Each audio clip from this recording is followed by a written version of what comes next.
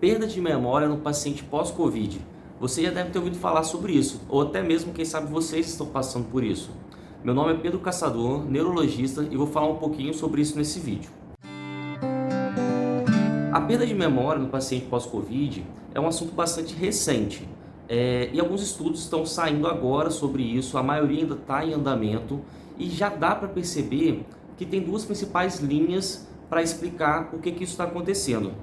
Os pesquisadores estimam que em torno de 80%, um estudo feito pelo Instituto do Coração em São Paulo, têm apresentado esses tipos de queixas neurológicas.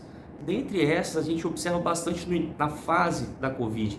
O paciente fala muito de dor de cabeça, reclamar que não está sentindo o cheiro das coisas, não está sentindo o paladar. Agora, algumas outras queixas neurológicas tendem a aparecer depois que o paciente já curou da Covid. E muitas vezes acontece um tempo depois, meses depois. Eu estou falando da perda da cognição. O que é a cognição? Dentro desse contexto da Covid, o paciente muitas vezes vai perder a memória, vai ter perda de atenção, não vai conseguir se concentrar nas coisas. Algumas outras pessoas reclamam que tem apagões na memória, às vezes está fazendo alguma coisa, esquece daquilo que estava fazendo. Vai ter uma lentificação no raciocínio, ou até mesmo lentificação na habilidade para fazer as coisas, para planejar as coisas. Então isso tem aparecido cada vez mais recorrente no meu consultório. Nos estudos, o motivo que tem se apontado principalmente para isso estar acontecendo é basicamente duas linhas de raciocínio.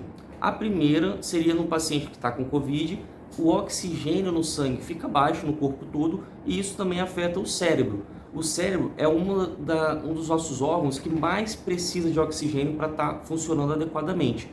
E esse período que a gente fica com oxigenação baixa no corpo gera o que nós chamamos de hipóxia, que é um estado onde o oxigênio está baixo no nosso organismo e no cérebro, quando isso estica por um tempo um pouco mais prolongado, a gente começa a ter algumas alterações, principalmente no córtex.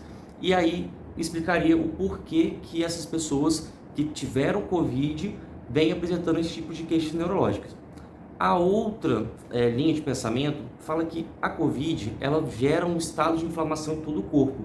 E isso também, em alguns casos, pode atingir o sistema nervoso central, gerando um quadro que a gente chama de encefalite, uma inflamação no sistema nervoso central, uma inflamação no cérebro. E esse quadro inflamatório, além também de impedir a oxigenação adequada no cérebro, também vai impedir as suas funções de uma forma adequada, levando também a essas queixas neurológicas que a gente está falando nesse vídeo.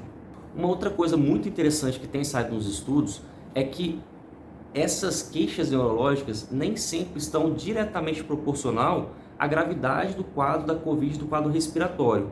Então, às vezes, uma pessoa que nem precisou ficar internado porque não estava sentindo falta de ar, ou às vezes assintomático, teve Covid na forma assintomática, vão se queixar de perda de memória muito mais grave do que os pacientes que ficaram entubados, ficaram internados por um tempo prolongado, no hospital. E isso ainda não se sabe explicar exatamente por quê. Mas vale a pena ressaltar isso porque é comum as pessoas no ambiente de trabalho falar, olha, não estou raciocinando legal, tá faltando a memória, e as pessoas falam, nossa, mas você nem ficou tão grave, acho que é frescura sua, e não é, tá bom? Então falamos de muita coisa ruim, de muita doença, mas tem uma parte boa nisso tudo. Todas essas queixas tendem a se recuperar com o tempo. Algumas pessoas mais rápidas, outras pessoas mais lentas, mas algumas coisas a gente pode fazer para acelerar esse processo. Uma coisa é a atividade física aeróbica, começar com uma leve intensidade e gradualmente ir aumentando a intensidade dos exercícios físicos. Outra coisa é estimular a memória, isso a gente pode fazer com palavra cruzada, com uma leitura, com o jogo da memória, tá bom?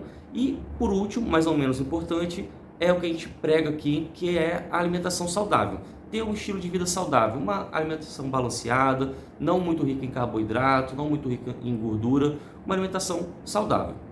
Beleza? Se você gostou desse vídeo, comenta aqui embaixo, marque quem você conhece que está passando por esse problema. Se tiver alguma dúvida também, pode falar diretamente comigo e espero ter ajudado vocês. Beleza? Tchau, tchau.